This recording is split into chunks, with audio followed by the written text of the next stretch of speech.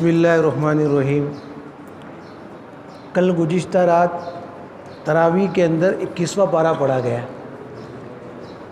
اور اس کے اندر بھی اللہ تبارک و تعالیٰ نے بہت سارے مضامین کو بیان فرمایا ہے، لیکن چونکہ وقت اتنا نہیں ہوتا ہے کہ جس کی وجہ سے پوری تفصیل بیان کی جاوے، چنانچہ میں اس میں سے چند مخصوص باتیں آپ حضرات کے سامنے پیش کروں گا، جس سے انشاءاللہ ہمارا بھی فائدہ ہوگا اور امت کا بھی فائدہ ہوگا۔ سب سے پہلی بات تو یہ ہے کہ اللہ تبارک و تعالیٰ نے فرمایا اتل ما اوحی الیک من الکتاب واقیم الصلاۃ۔ اس آیت شریفہ سے مفسرین نے ایک نقطہ بیان فرمایا ہے کہ جو مبلغ ہے، جو دین کے داعی ہے، جو دین کے کام کرنے والے ہیں، سب سے پہلے اللہ تبارک و تعالیٰ نے ان کو مخاطب فرمایا کہ آپ کو دو کام کرنے ہیں۔ جو دین کا کام کرنے والے ہیں ان کو دو کام کرنے ہیں، ایک تو تلاوت قرآن، قرآن کی تلاوت کرنا بہت ضروری، اور دوسرا کام اقیم الصلاۃ، نماز کو قائم کرنا۔ ایک ہوتا ہے نماز پڑھنا اور ایک ہوتا ہے نماز قائم کرنا، دونوں میں فرق ہے۔ وقت ملا تو پڑھ لیا، کبھی وقتاً پڑھا، کبھی بے وقت پڑھ لیا، کبھی چھوڑ دیا، اس کو نماز پڑھنا نہیں کہتے۔ اقامت صلاۃ اس کو کہتے ہیں کہ آدمی پابندی سے نماز کا اہتمام کرے۔ تو اللہ تبارک و تعالیٰ نے مبلغ، داعی، دین کے کام کرنے والوں کو دو چیزوں کا خاص اہتمام کرنے کا حکم دیا۔ اتلو، بہت سارے علمی حضرات کو معلوم ہے کہ پہلے امر وجوب کے لیے ہوتا ہے، یعنی پڑھنا اور اس پر عمل کرنا بہت ضروری ہے۔ اب اس کی وجہ یہ بتائی مفسرین نے کہ جو آدمی دین کا اتنا بڑا کام کر رہا ہے، جو نبیوں والا کام ہے، جس کے ہم مستحق بھی نہیں ہیں، اتنا زبردست کام ہے، اگر اس کام کرنے والے کی زندگی ظاہری اور باطنی اللہ کے یقین سے خالی ہے تو اس کی دعوت بے اثر ہے۔ اسی لیے خاص طور پہ مبلغ اور داعی کو یہ حکم دیا گیا کہ قرآن کی تلاوت کے ذریعے اپنے باطن کو صاف کر اور نماز قائم کر کے اپنے ظاہر کو صاف کر۔ جب مبلغ دونوں صفات سے متصف ہوگا اور دونوں صفات اس کی زندگی میں آئیں گے، اب وہ راستے میں چلتے چلتے کسی کو دین کی دعوت دے گا تو انشاءاللہ اس کی بات اس کے ذہن میں اور اس کے دل میں اترے گی۔ بہرحال دوسرا ایک مضمون یہ بیان فرمایا ہے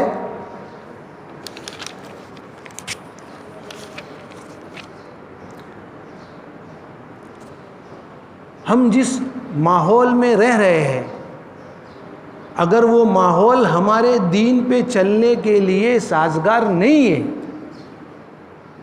اس ماحول میں رہ کے ہم اپنی عبادتیں نہیں کر سکتے، ہم اپنے اعمال نہیں کر سکتے، ہم آزادی کے ساتھ میں اسلام کے سارے ارکان ادا نہیں کر سکتے، تو اللہ تبارک و تعالیٰ کی طرف سے یہ حکم ہے کہ اس جگہ سے نکلو اور دوسری جگہ پہ جاؤ، ایسی جگہ پر جہاں تم آزادی کے ساتھ میں اسلام کے سارے احکام پر عمل کر سکو۔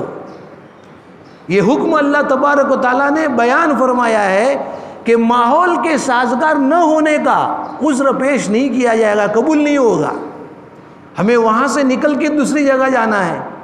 جیسے مثال کے طور پہ ہم کسی ایسی جگہ پر بیٹھے جہاں غفلت کا ماحول ہے، جہاں لوگ غفلت میں پڑے ہوئے ہیں، ہم وہاں قرآن کی تلاوت نہیں کر سکتے، ہم وہاں نماز نہیں پڑھ سکتے، ہم وہاں کوئی دوسرے رکن ادا نہیں کر سکتے، تو اس آیت کی روشنی سے یہ پتہ چلا کہ وہ جگہ کو چھوڑو اور دوسری جگہ چلے جاؤ۔ اب اس حکم کے اوپر ایک اشکال ہو رہا ہے جس کا جواب خود اللہ تبارک و تعالیٰ قرآن میں دے رہے ہیں۔ وہ اشکال یہ ہوتا ہے جو عام طور پہ ہمارے ذہنوں میں ہوتا ہے کہ ہم جس ماحول میں رہ رہے ہیں وہ ماحول سازگار نہیں ہے اور اللہ نے ہم کو ہجرت کرنے کا حکم دیا ہے دوسری جگہ پر، اب اگر ہم دوسری جگہ پر جائیں گے تو ہمارے مقام میں جو ہماری تجارت ہے، ہماری کھیتی باڑی ہے، ہمارا جو مال اور جائیداد ہے، اس کا کیا ہوگا؟ اگر ہم دوسری جگہ چلے جاتے ہیں تو وہاں تو ہمیں اثر نو نیا کام کرنا پڑے گا، ہماری روزی کا مسئلہ پیدا ہو جائے گا۔ اللہ تبارک و تعالیٰ نے اس کا جواب قرآن پاک میں دیا ہے۔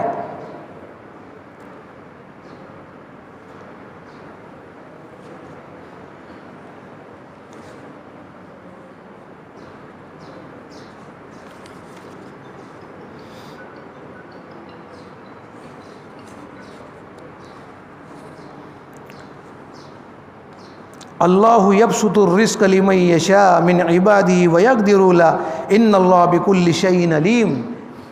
اللہ تبارک و تعالیٰ یوں فرما رہے ہیں کہ آپ نے کبھی جاندار اور جانوروں کو دیکھا ہے؟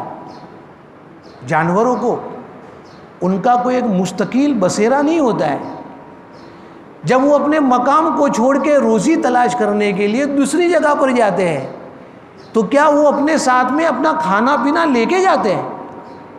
اپنا ٹفن، اپنی روزی لے کے جاتے ہیں؟ ظاہر باتیں نہیں لے کے جاتے۔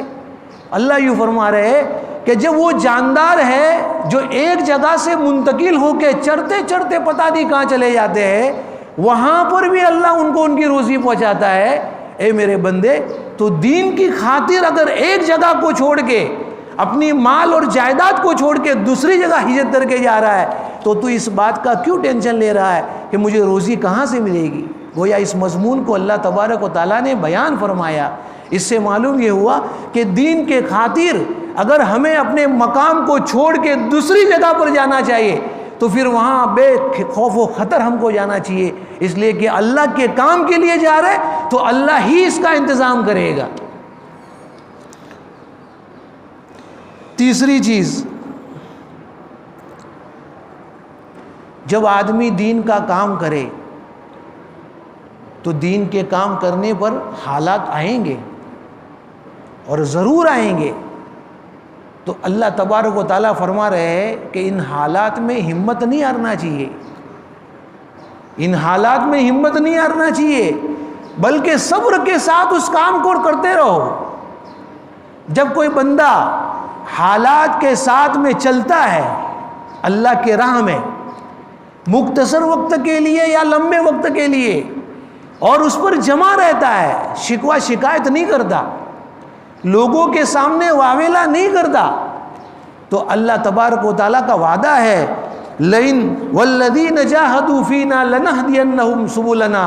سبلنا جمع کو استعمال فرمایا، سبیلنا استعمال نہیں فرمایا۔ ایک نقطہ بیان کرتے مفسرین کہ جو آدمی دین کے کام کے لیے نکلا اور حالات پر صبر کیا تو اس ایک عمل کے اوپر اللہ ایک راستہ نہیں کئی راستے کھولتا ہے، بہت سارے دین کے راستے، بہت سارے انعامات کے راستے اللہ اس بندے پر کھولتا ہے۔ اس آیت سے ہمیں یہ پتہ چلا کہ دین کا کوئی بھی کام ہو، چاہے وہ تعلیم کے اعتبار سے ہو، چاہے وہ اصلاح نفس کے اعتبار سے ہو، چاہے وہ اصلاح معاشرہ کے اعتبار سے ہو، چاہے وہ دعوت و تبلیغ کے اعتبار سے ہو، ہر کام کو اپنا کام سمجھ کے کرنا چاہیے۔ یہ میں اس لیے کہہ رہا ہوں کہ آج ہمارے ہی اندر اس کام کے بہت سارے طبقے بن گئے ہیں، اللہ ہماری حفاظت فرمائے۔ ایک آدمی پوری زندگی دعوت کے کام میں لگا ہوا ہے، الحمدللہ بہت اچھا کام ہے، لیکن اس کے دل میں آہستہ آہستہ یہ بات گھر کر جاتی ہے کہ جو تعلیم کر رہے ہیں، جو اصلاح نفس کا کام کر رہے ہیں، جو تبلیغ کا کام کے علاوہ دوسرے دینی کام کر رہے ہیں، کچھ کام نہیں ہے۔ قابل احترام بھائیو بزرگو دوستو، یہ خطرے کی گھنٹی ہے۔ ایک طرف مدارس والے تعلیم کا انتظام کرتے ہیں، وہ بھی دین کا کام ہے، ایک طرف خانقاہ والے اصلاح نفس کا کام کر رہے ہیں، وہ بھی دین کا کام ہے، اور ایک طرف تبلیغ والے تبلیغ کا کام کر رہے ہیں، وہ بھی دین کا کام ہے، اور ایک طرف لوگ اصلاح معاشرہ کے اعتبار سے جو محنتیں کر رہے ہیں وہ بھی دین کا کام ہے۔ سبولنا جمع کا لفظ لگے استعمال فرمایا کہ دین کے سارے شعبے ہیں اور انسان کو چاہیے کہ سارے شعبوں کے ساتھ منسلک رہے، کسی ایک طبقے کو اپنا خاص ٹارگٹ نہ بنائے کہ دعوت ہی دعوت ہے باقی سب بیکار ہے، تعلیم ہی تعلیم ہے باقی سارے طبقے خراب ہے، یہ خطرے کی گھنٹی ہے۔ اس لیے ہمیں اپنے ذہنوں کو صحیح کرنے کی ضرورت ہے۔ آج امت میں بہت سارے طبقے اس لائن سے بن رہے ہیں، اس لیے اللہ ہم سب کی حفاظت فرمائے۔ اس کے بعد میں سورہ روم شروع ہو رہی ہے، سورہ عنکبوت کا بیان پورا ہو گیا۔ سورہ روم، اس سورت کا نام روم اس لیے رکھا ہے کہ اس سورت شریفہ کے اندر اللہ تبارک و تعالیٰ نے روم اور فارس، یہ دو سپر پاور طاقتیں اس زمانے میں تھی، سپر پاور سب سے بڑی طاقت، یہ دونوں کا آپس میں اکثر جھگڑا ہوا کرتا ہوتا، جنگ ہوا کرتی تھی۔ اسی تعلق سے اللہ تبارک و تعالیٰ نے اس سورت کا نام سورہ روم رکھا ہے۔ بہت لمبی چوڑی تفصیلی بحث ہے، میں اس کی طرف جانا نہیں چاہتا، وقت بہت مختصر ہے۔ یہ روم جو ہے نا، یہ عیسائی لوگ تھے، اور ان کے بادشاہ کا لقب جو ہے نا وہ کیسر ہوا کرتا تھا، ہم سب جانتے۔ اور ایک ایرانی لوگ تھے جو بت پرست تھے، اور ان کے بادشاہ کا لقب کسرا ہوا کرتا تھا۔ اس زمانے میں یہ دو سپر پاور طاقت تھی، اکثر دونوں کا جھگڑا ہوا کرتا تھا، اور اکثر ایرانی لوگ رومی پر فتح حاصل کرتے تھے۔ اکثر مکہ کے مشرکین جو ہے مسلمانوں کو چڑھاتے تھے، دیکھا ہمارے بھائی ہمیشہ جیت جاتے ہیں، اس لیے کہ مشرک تھے، اور ایرانی لوگ بھی مشرک بہت بت پرست تھے، تو جب بھی وہ جیت جاتے تھے تو یہ لوگ خوشیاں مناتے تھے مکہ کے اندر، اور مسلمانوں کو چڑھاتے تھے کہ دیکھو ہمارے بھائی جیت رہے ہیں۔ اللہ تبارک و تعالیٰ نے یہ آیت شریفہ غلبت الروم جو آگے والی آیت ہے یہ نازل فرما کے مسلمانوں کو خوشخبری سنائی، اور کہا کہ مسلمانوں کو خوشخبری دے دو، اور وہ بھی دو، ایک نہیں دو خوشخبری دے دو۔ وہ خوشخبری کیا ہے؟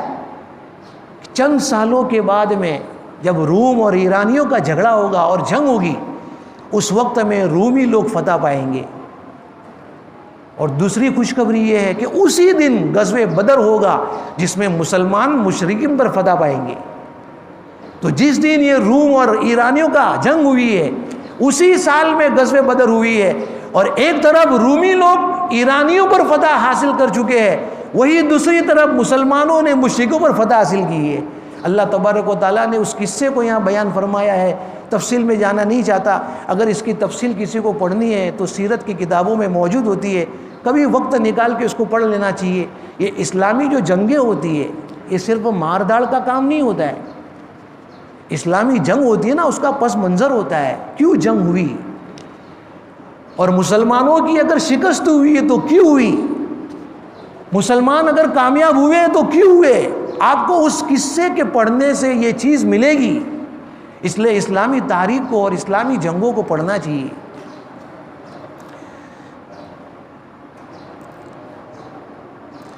دوسری چیز سورہ روم کے اندر 5 نمازوں کا تذکرہ ہے۔ بہت سارے لوگ ایسے ہوتے، اللہ معاف کرے، دین سے دور ہے، وہ کمزور ایمان والوں سے اشکال کرتے اور سوال کرتے ہیں، بھائی آپ 5 وقت کی نماز پڑھتے ہو، اس کا ثبوت قرآن میں کہاں ہے؟ اب بیچارے کمزور ایمان والے قرآن اور حدیث پہ اتنی نظر نہیں ہوتی، اب وہ جواب نہیں دے سکتے۔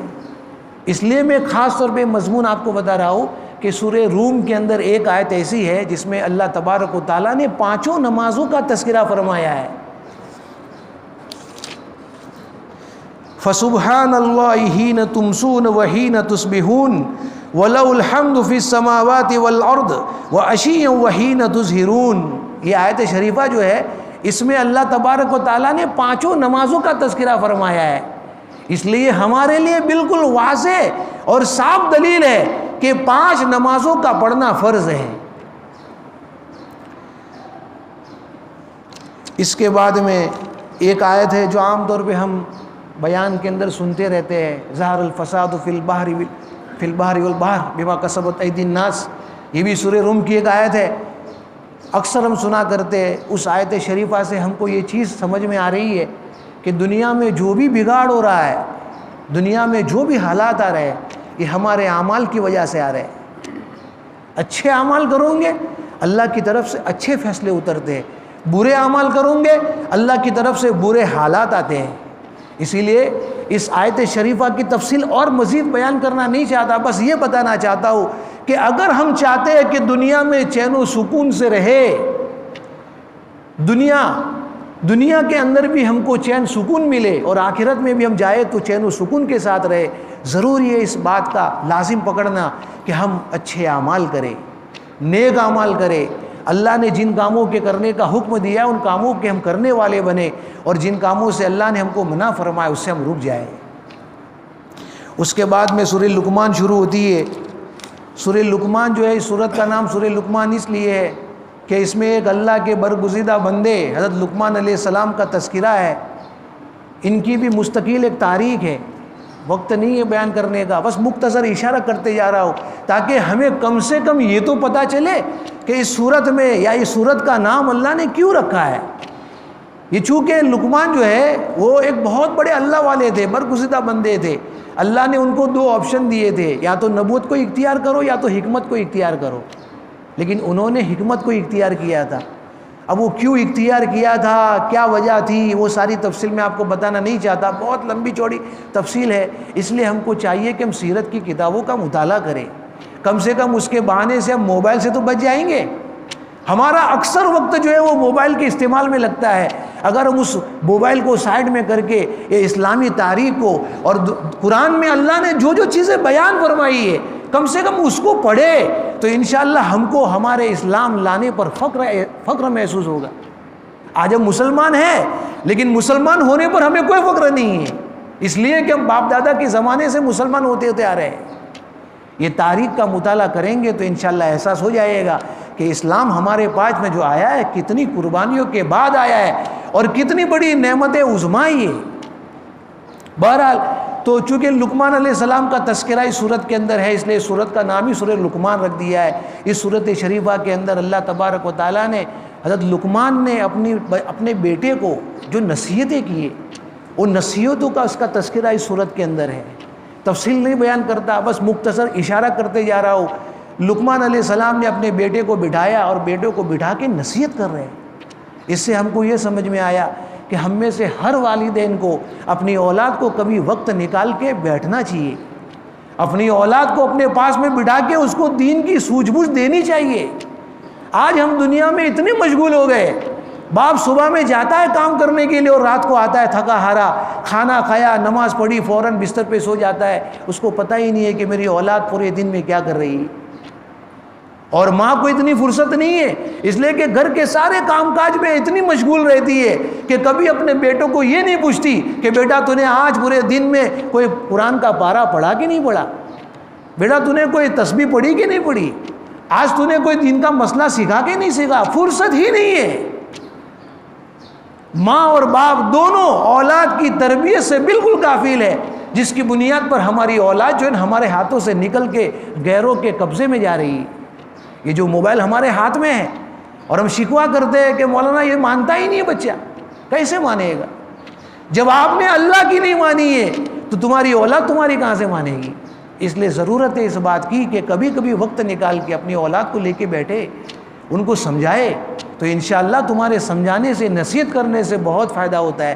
لقمان علیہ السلام نے اپنے بیٹے کو وصیت فرمائی، بیٹا شرک مت کرنا، اس لیے کہ شرک تمام گناہوں کی جڑ ہے۔ ایک آدمی پوری زندگی اچھے اعمال کر رہا ہے لیکن ساتھ میں اللہ کا شرک کرتا ہے، سارے اعمال گئے۔ بیٹا زمین میں جب چلے تو اکڑ کے مت چلنا، اس لیے کہ تو جو ہے نا پورا گندگی کا ایک مجسمہ ہے۔ تیرے اندر کیا خوبی ہے کہ تو لوگوں کے سامنے اپنی بڑائی ظاہر کر کے زمین میں اکڑتے اکڑتے چلے؟ بیٹا اپنی آواز کو پست کر کے بولنا، بلند آواز سے زور سے مت بولنا۔ بہت ساری نصیحتیں فرمائی، اور یہ ساری نصیحتیں کرنے کا مقصد یہ ہے کہ ہر والدین کو اپنے بچوں کو اس طرح نصیحت کرنی چاہیے۔ اس کے بعد میں سورہ الف لام میم سجدہ ہے، اس کے اندر بھی اللہ تبارک و تعالیٰ نے توحید، رسالت اور قیامت تینوں مضمونوں کو تفصیل سے بیان کیا ہے۔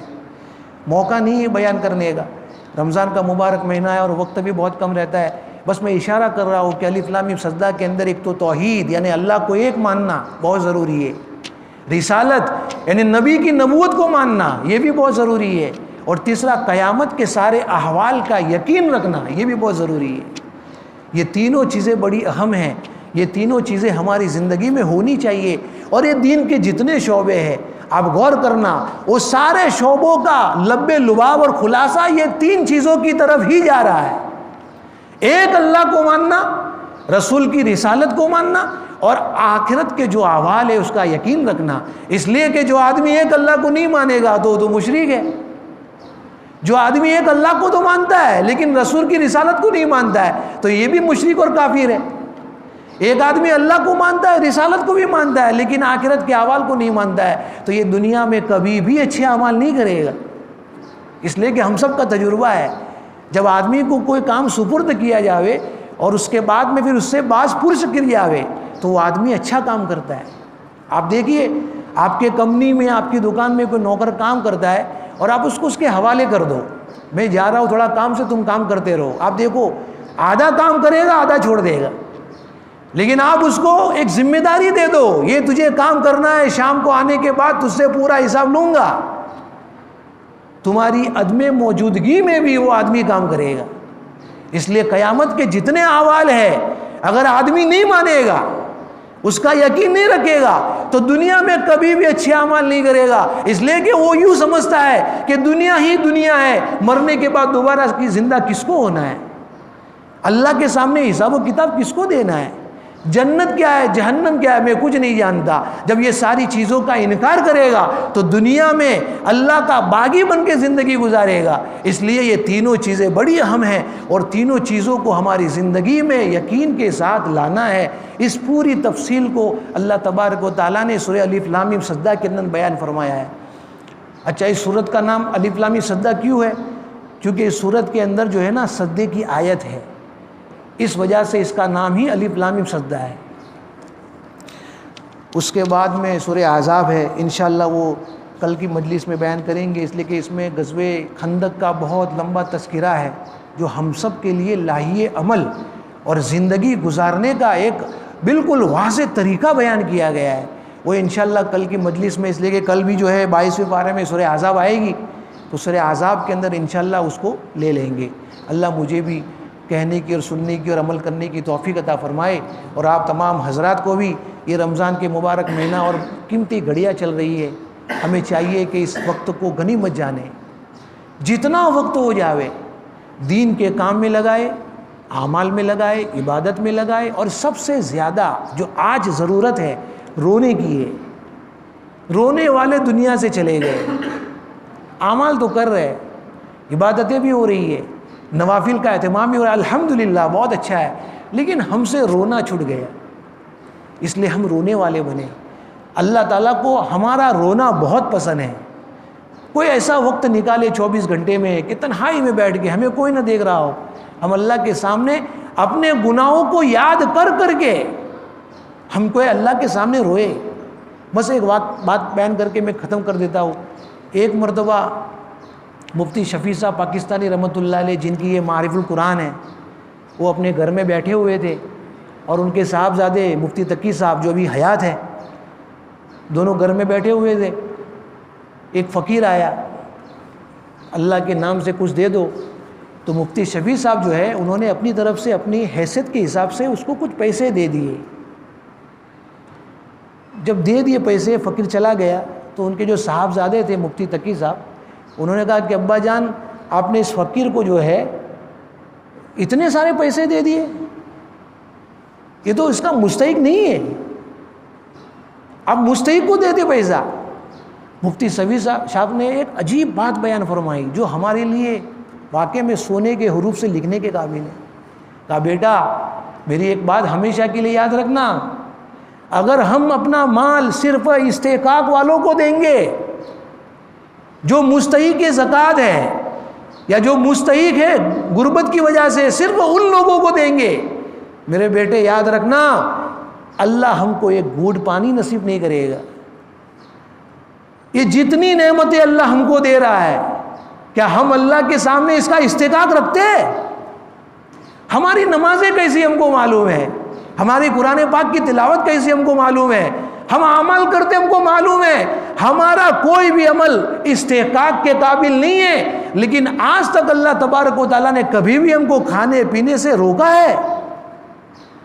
اس لیے بیٹا ذہن سے نکال لے بات کو، ہم استحقاق والوں کو زکوٰۃ کا مال دیں گے، لیکن جو غیر استحقاق ہے، جو ایسے ہی مانگنے کے لیے لوگ آتے ہیں، کچھ نہ کچھ دے کے ان کو دے وے، اس نیت سے دے وے، یا اللہ تیرے غیر مستحق بندے کو میں نے دے دیا ہے، کل تیرے دربار میں بھی حاضر ہو جاؤں گا، میں بھی غیر مستحق ہوں، میرے پاس ایسے عمل نہیں ہے کہ میں تجھ سے جنت کی طلب کر سکوں، یا اللہ بس ایک چھوٹا سا عمل کر کے دنیا میں آیا ہوں کہ تیرے غیر مستحق بندوں کو میں کچھ اپنی طرف سے دے دیتا تھا، تو بھی مجھے غیر استحقاق کے ساتھ میں مجھے جنت نصیب کر دے۔